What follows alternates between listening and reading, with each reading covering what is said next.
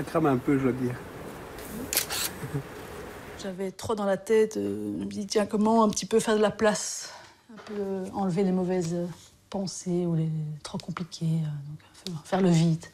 Une bonne explosion et ça fait le vide. Et non, ceci n'est pas le Téléthon, mais une performance défi de l'artiste Gwendoline Robin dans une rue de Bruxelles. Depuis plus de 20 ans, la Belge donne des sueurs froides à son assureur vie sous le regard médusé des pompiers.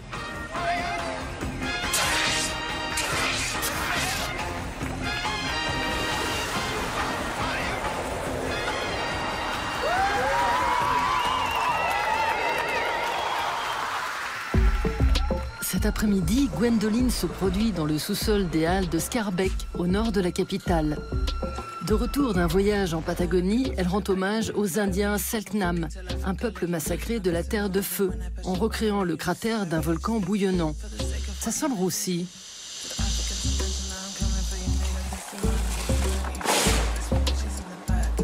Tous ces coups fumeux sont soigneusement préparés dans le salon de son appartement qui lui sert d'atelier.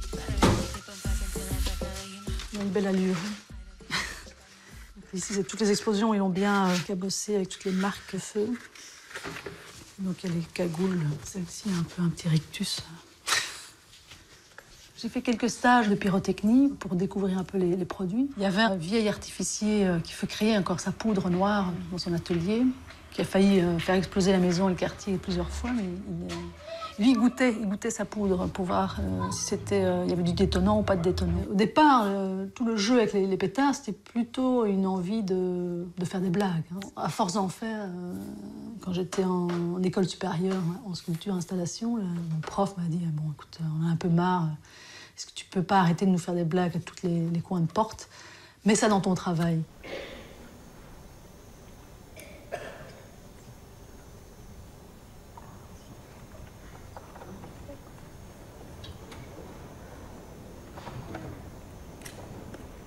Fascinée depuis l'enfance par le Big Bang et les météorites, cette fille d'instituteur et de professeur en arts plastiques joue avec le feu, mais pas que.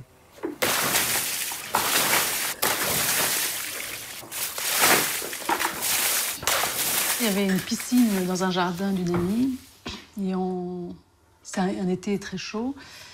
C'est rare en Belgique. C'est un peu comme un jeu, on se lance des seaux d'eau ou comme des têtes à claques. Jusqu'où je peux tenir et comment le visage va se transformer. 10 ans avant leur explosion sur le net, Gwendoline vient de réaliser, sans le savoir, un challenge. En 2014, défié par Mark Zuckerberg, Bill Gates relève le Ice Bucket Challenge, un des premiers à devenir viral. Depuis, on ne compte plus sur la toile ces défis culottés, mais pas toujours futés. Certains en ont même fait leur métier.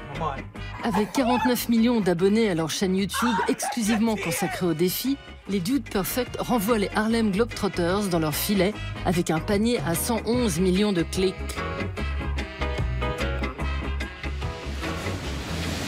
À quoi bon chercher une aiguille dans une botte de foin quand on peut repousser la mer à coups de raclette? Voilà le genre de challenge qui émoustille le Belge Claude Catelin.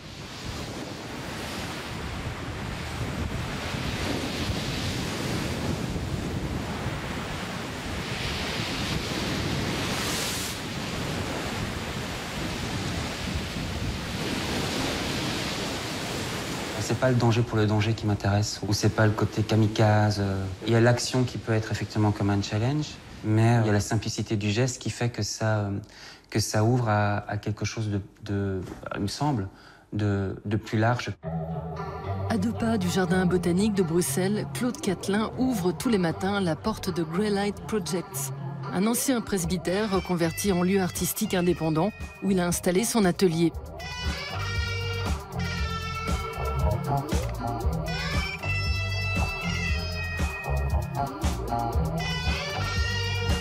En 2003, alors qu'il étudie la peinture, énervé de ne pas atteindre son but, Claude envoie valdinguer la toile pour ne garder que le châssis. Intéressé par les formes que crée l'assemblage des morceaux de bois, il engage son corps dans l'élaboration de constructions instables ou sculptures éphémères et réalise sa première vidéo d'art, la bien nommée Patatras.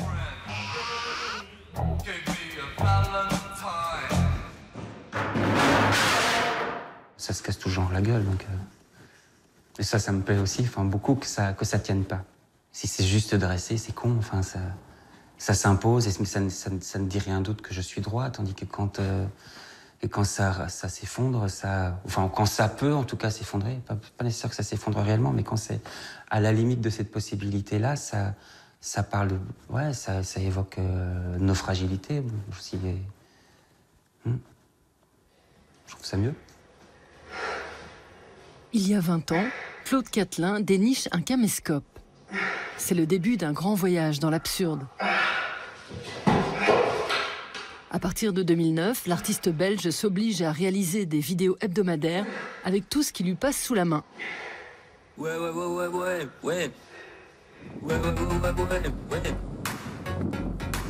Fils d'architecte né à Kinshasa en 72, Claude fait du challenge qui tombe à l'eau son pain quotidien.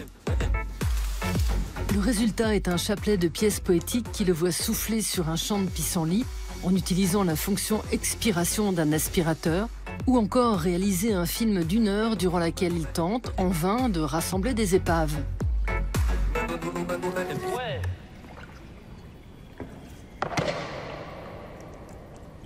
C'est cette espèce de ligne de tension qui me trouble.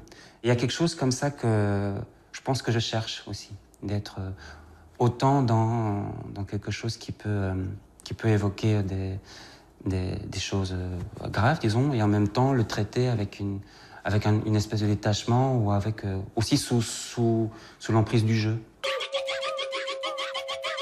Avancer sans contact avec le sol, élever une colonne à partir du plafond ou construire un Mikado géant et instable, voilà le genre d'Arty Challenge qu'a réalisé Claude Catelin au Palais de Tokyo à Paris.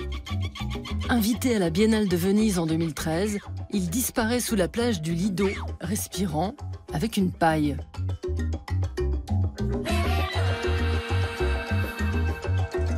Alors ça, c'est le reste d'une performance, une des premières performances que j'ai réalisées. Une des rares aussi que j'ai fait avec une autre personne, puisqu'il y a 2 casques.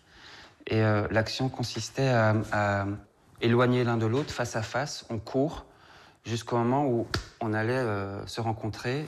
Et ces 2 casques vont forcément se souder l'un à l'autre par l'imbrication des crochets. Enfin voilà, c'était une idée d'un rapprochement amical aussi.